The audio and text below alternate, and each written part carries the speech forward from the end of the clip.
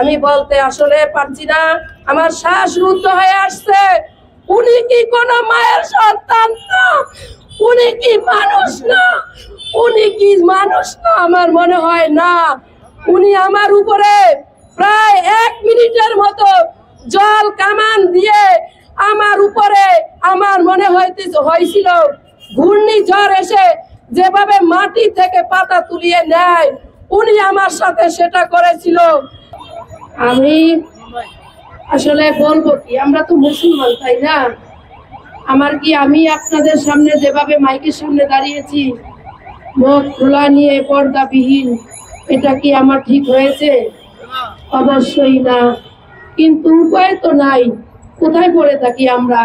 সেই মাঠে, যেই মাঠে আমাদের কোনো সময় বের হওয়ার কথা না, সেই মাঠেই আমরা দিন রাত 24 ঘন্টা যাপন করতেছি, না খেয়ে না খেয়ে। আমরা মা বোনেরা, আমরা মহিলা, কিন্তু আমাদের আশেপাশে কোথাও যাওয়ার মতো, জরুরত ছাড়ার মতো কোনো জায়গা নেই। আপনারা আমাদের মিডিয়া চ্যানেল ভাইরা দেখতেছেন, যারা আমাদের এখানে মাঠে আছে সবাই লড়াকু সৈনিক, সবাই দূর থেকে চলে এসেছে। সেই 18 তারিখে সবাই ঘর থেকে বের হয়েছে, যেমন আমি হয়েছিলাম 18 তারিখে। আজকে 11 দিন, আর আমাদের এই পদযাত্রা হয়েছে 26 তারিখে। এখানে আমরা 3 দিন। আসলে আমরা তো চেয়েছিলাম শুধুমাত্র আমাদের অধিকার, তাই না? আমাদের অধিকার আজকে এই দিন থেকে প্রায় ঘুরে দেখেন, যত 1984 সাল থেকে স্বীকৃতি দিয়ে 18,000 প্রতিষ্ঠানে আজকে এনে 12,000 প্রতিষ্ঠানের কাছে দাঁড় করিয়েছে। তো আমি কি বলবো, আমাদের মা বোনদের, ভাইদের যেভাবে অত্যাচার পুলিশ করেছে, এটা আমি আগেই বলে দিয়েছিলাম। জাতীয় প্রেস ক্লাবের সামনে আমি বলেছিলাম, মাননীয় সরকার বাহাদুর, আপনি প্রধান উপদেষ্টা, আপনি দেশে ছিলেন না, আমরা এই 7 দিন এখানে পড়েছিলাম। আপনার দপ্তর থেকে কেউ এসে আমাদেরকে একটু খোঁজ খবর পর্যন্ত নেয়নি। আমরা কেন এখানে কুয়াশার ভিতরে, রোদের ভিতরে রাত্রি যাপন করতেছি ধুলাবালি খেয়ে? না, ভাত তো দূরের কথা, আমাদের পানি পর্যন্ত সঠিকভাবে খাইতে পারিনি। আমরা কি জাতি গড়ার কারিগর নয়? আমাদের দোষ কোথায়? আমরা মুসলমান, আমরা মুসলিম রাষ্ট্র গড়ে তুলবো, তাই সেটা তো ছিল ওই ফ্যাসিস্ট সরকারের, সেটা তো ছিল আওয়ামী লীগ সরকারের, সেটা তো ছিল তার আগের সরকার যারা আসছিল তার। কিন্তু আমরা তো আপনার কাছে এইটুকুও দাবি করিনি যে আমাদের আজকে মা বোনদের এই খোলা মাঠে নিচে 10টি দিন রাত যাপন করতে হবে। তাহলে আমরা কি, আমাদের দোষ কোথায়? আমরা মুসলিম রাষ্ট্রে মুসলিম জাতি গড়ে তুলবো, সেটা কি আমাদের অপরাধ? আমি তো মনে করি না। আপনার দ্বারা এটা হয় না, আর হবেও না, সেই আশা করেই আমরা ঘর থেকে বের হয়েছিলাম। মনে করেছিলাম আপনারা আমাদেরকে সসম্মানে, যেই সরকার বিগত দিনে আমাদের সাথে যা করেছিল সেটা আপনি করবেন না, সেই আশায় বুক বেঁধে আমরা মাঠে নেমেছিলাম। যেই সরকার আমাদেরকে চায়নি মুসলিম রাষ্ট্রকে, 95% মুসলিম রাষ্ট্রকে মুসলিম হিসেবে গড়ে তুলতে, তাই সেটা করেছিল।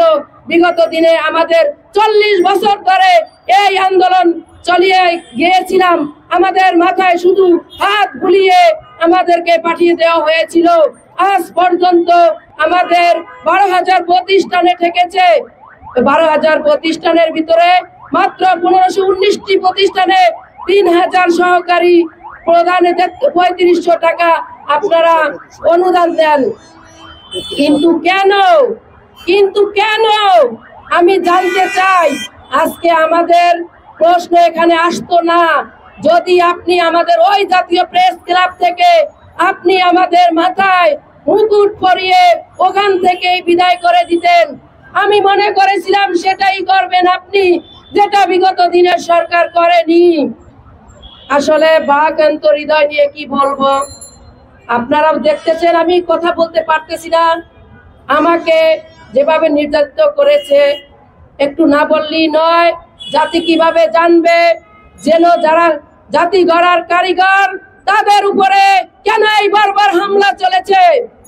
আমরা আমাদের কেন্দ্রীয় কয়েকজন লিডার সামনে ছিল, পিছনে আমরা ছিলাম মহিলারা। সামনে থেকে আমাদেরকে এগিয়ে নিয়ে এসেছিল প্রশাসন। এই পর্যন্ত এসে ওনারা পিছন থেকে আবার আমাদেরকে সেই ব্যারিকেড দিয়ে আটকিয়ে দিল। কেন? আমাদেরকে আনার দরকার ছিল কি? এই পর্যন্ত আইনা আবার ব্যারিকেড দিয়া আমাদের সামনে যারা ছিল কেন্দ্রীয় লিডার তাদেরকে নিচে ফেলে দিয়ে ধাক্কাইতে ধাক্কাইতে কাছের ওগুলো দিয়ে একজন মা বোনের উপর ফেলে দিয়েছে। কেন? তাদের কি মা বোন নাই? তারা কি সামনে মা বোন দেখেনি? একজন শিক্ষকের উপরে, একজন শিক্ষিকার উপরে 5 জন শিক্ষক করেছে, তার উপরে তারা লাঠিচার্জ করেছে।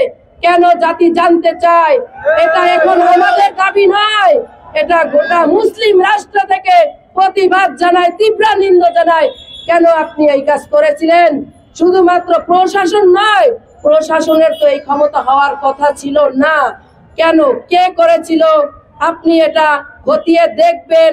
আমি মনে করি আপনি সেই সরকার, আমাদের এখানে সেই উপদেষ্টা বসা আছে বাংলাদেশে। অতএব আমি বলবো আমাদেরকে, আমি নিজে যেইটুকু নির্যাতিত হয়েছিলাম আমি সেইটুকু তুলে ধরেছি। যেমন আমার এক ভাইকে এমন ভাবে মারছিল, তখন আমি তা পুলিশ ভাইয়ের পায়ে হাত দিয়ে, 2টো হাত দিয়ে বসার পরে আমার সাথে আরো 3 জন মা পুলিশের পা পাশে ধরে রাখছিল। উনি সরে গেছে, আর একজন এসে কাছের ওগুলারে কি বলে সেটা আমি নাম জানি না, ওইটা দিয়ে আমাদেরকে নিচে জাতা দিয়ে ফেলে দিয়েছে। ফালানোর পরে ওইটা দিয়ে 3টা আঘাত করেছে আমার মাথায়। আজকে 3 দিন পর্যন্ত আমার মাথাটা ফুলেছিল। আমার ছেলে বরিশাল থেকে খবর শুনে চলে এসেছে। মুখ নিয়ে আমি মাথায় দিয়ে, মাথা ধুলাটা একটু কমছে, কিন্তু আমি দাঁড়াতে পারি না। আমার শরীর কাঁপতেছে। আমি দাঁড়ালে এখন মনে হয় পিছন দিকে পড়ে যেতেছি, কিন্তু তারপরও ক্ষান্ত হয়নি। 3টা বাড়ির পরেও ওনারা যখন বাইরেরা সরে গেছে, ওই গ্রেনেড হামলা না কি বলে, ওখানে সাউন্ড বোমা মারার পরে সবাই সরে গিয়েছে। আমি ওইখানেই পড়ে আসছিলাম, আরো আমার ভাইরা কয়েকজন পড়েছিল, বোনেরা। তারপরে ওনারা কি করছে, ওই যে কামান জল ছেড়েছিল। আমি বলতে আসলে পারছি না, আমার শ্বাস রুদ্ধ হয়ে আসছে। উনি কি কোন মায়ের সন্তান না? উনি কি মানুষ না? উনি কি মানুষ না? আমার মনে হয় না। উনি আমার উপরে প্রায় 1 মিনিটের মতো জল কামান দিয়ে আমার উপরে, আমার মনে হয়েছিল ঘূর্ণিঝড় এসে যেভাবে মাটি থেকে পাতা তুলিয়ে নেয়, উনি আমার সাথে সেটা করেছিল। তখন আমার কান, নাক দিয়ে সব আমার স্তব্ধ হয়ে আমি মাটিতে পড়েছিলাম।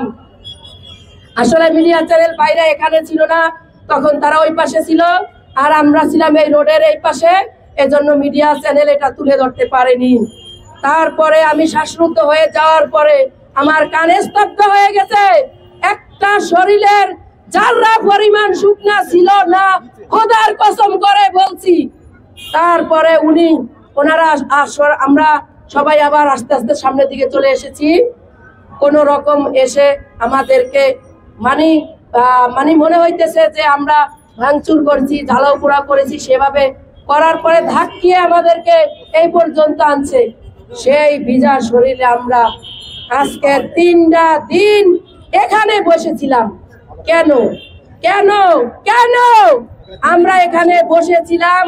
আমাদেরকে যে দেখেছিল অত্যাচারিত হতে, কিন্তু মনে করেছিলাম আমাদেরকে এসে তখনই সরকার পক্ষ থেকে বলবে আপনাদের উপর যা হয়েছে এটা আসলেই খারাপ। তখন আমরা এটা মনে করে আর আমাদের দাবিগুলো আসলেই মেনে নেবে।